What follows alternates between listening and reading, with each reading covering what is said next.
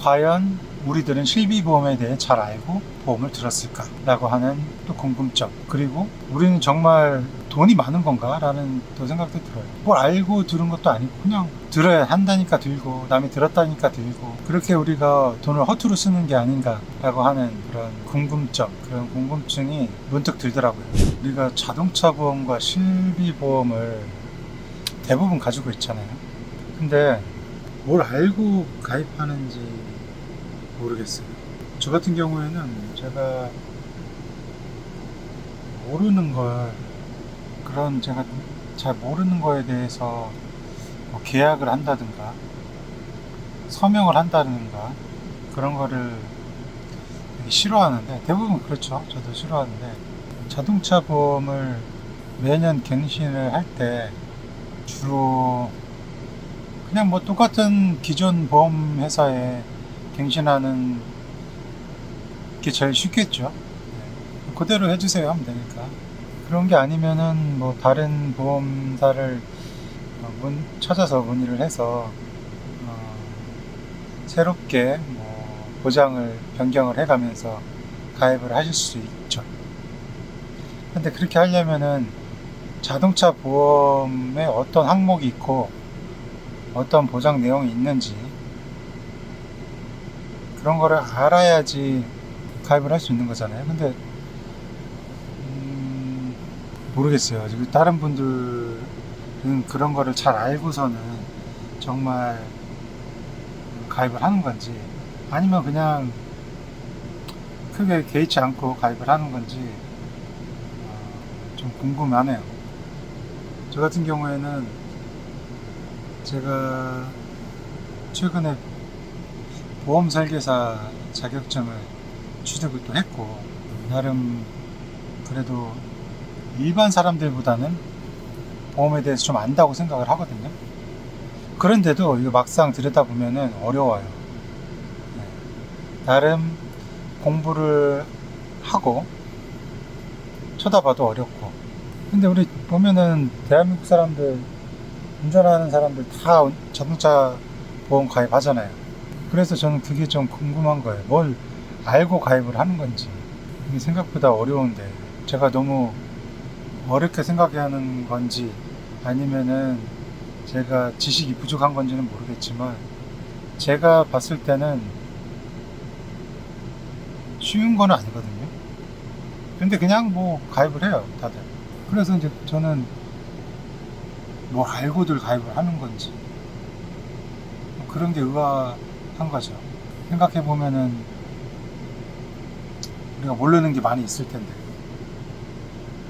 특히나 이제 복잡한 부분들이 자기 부담금 같은 거 있잖아요. 자기 부담금은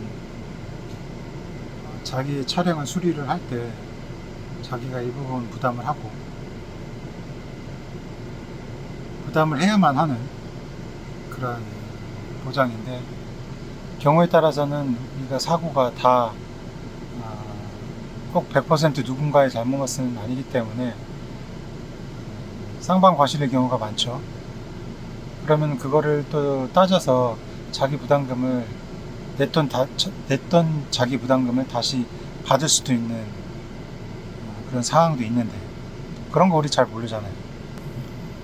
그리고 자동차 보험 같은 경우는 제가 지난 영상에서도 얘기했지만 대인 무한이라는 건 엄청 중요한 거거든요. 대인 무한을 들어야지 교통사고 처리 특례법상 우리가 형사처벌을 받지 않을 수 있기 때문에 꼭 들어야 되는 게 대인 무한이기도 하고요. 이렇게 조금만 자세히 들여다보면은 알아야 될 게 엄청 많거든요. 그런데 우리는 자동차 보험을 그냥 들어요. 또 다른 예로 실비보험, 실손보험인데 우리가 실비보험이라고 많이들 얘기하죠. 실비보험도 지금 1세대부터 5세대까지 있고,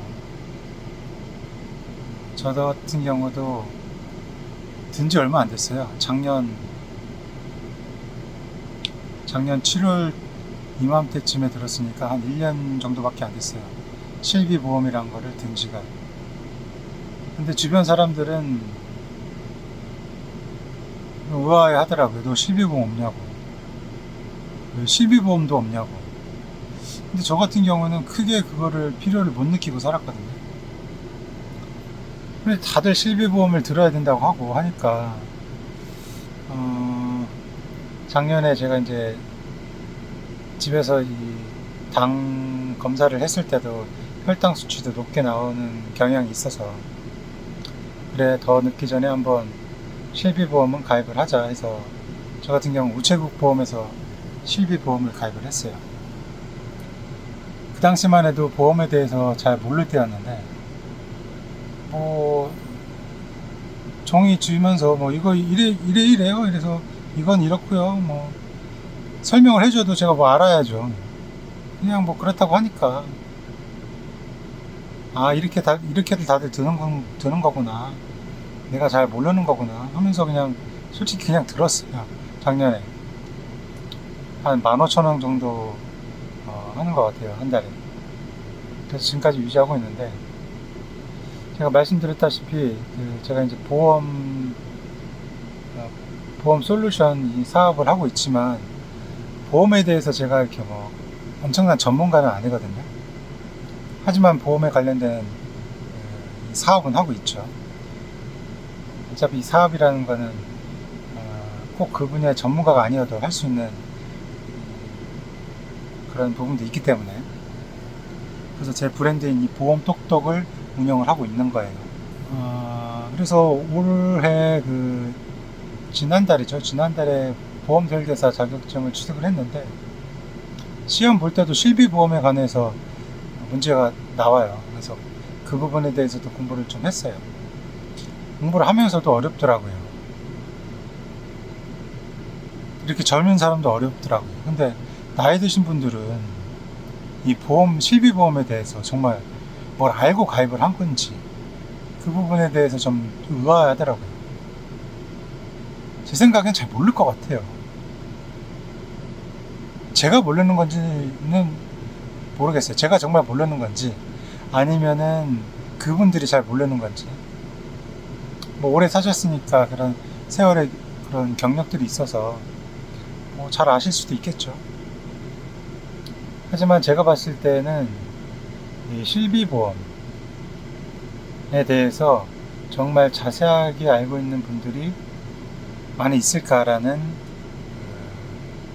그런 궁금증이 있어요. 자동차 보험과 실비보험.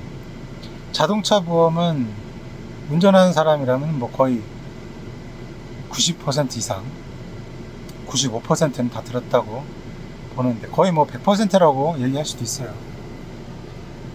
운전하는 사람들은 자동차 보험을 다 들었다라고 쉽게 얘기할 수 있는데, 근데 과연 그분들이 자동차 보험에 대해서 잘 알고 들었을까? 라는 궁금점. 그리고 실비보험이 거의 제2의 건강보험이라고 생각을 하고 그렇게 얘기를 많이 하는데, 전 국민의 거의 뭐 60% 이상이 들었다고 하는 저 기사를 봤거든요. 과연 우리들은 실비보험에 대해 잘 알고 보험을 들었을까? 라고 하는 또 궁금점. 그리고 우리는 정말 돈이 많은 건가? 라는 또 생각도 들어요. 뭘 알고 들은 것도 아니고 그냥 들어야 한다니까 들고, 남이 들었다니까 들고, 그렇게 우리가 돈을 허투루 쓰는 게 아닌가 라고 하는 그런 궁금증이 문득 들더라고요. 그래서 지난 영상에서는 제가 자동차 보험에 관해서 좀 쉽게 설명을 해드렸었는데, 언젠가는 이렇게 또 실비보험에 관해서도 한번 저도 공부를 해가면서 뭔가 좀 쉽게 설명할 수 있는 시간을 가져보려고 해요. 실비보험, 실손보험이죠. 실비보험에 대한 우리가 변천사라도 있거든요. 변천사. 각 1세대, 2세대, 3세대 이렇게 거치면서 왜 그렇게 변화가 되었는지에 대한 이야기도 있고, 또 한편으로는 제가 개인적으로 들었던 생각은 굳이 이 보험을, 실비보험을 들어야 되나 라는 생각. 두 번째는 이 실비보험을 들었을 때 과연 내가 얻는 혜택은 무엇인가라는 것. 그리고 마지막으로 세 번째는 이 실비보험을 계속 작은 부분까지 계속 청구하는 게 안 좋다라는 얘기도 있더라고요. 그래서 매번 이거를 청구했을 때 나한테 혹시 나쁜 그런 나한테 뭐랄까 안 좋은 점은 없는지, 계속 청구하는 게 나한테 계속 보험을 청구를 했을 때 나한테 안 좋은 점 말고 뭐라고 하죠? 불이익 불이익 나한테 불이익은 없는지, 그런 부분에 대해서 한번 이 얘기하는 시간을 가지면 좋을 것 같아요.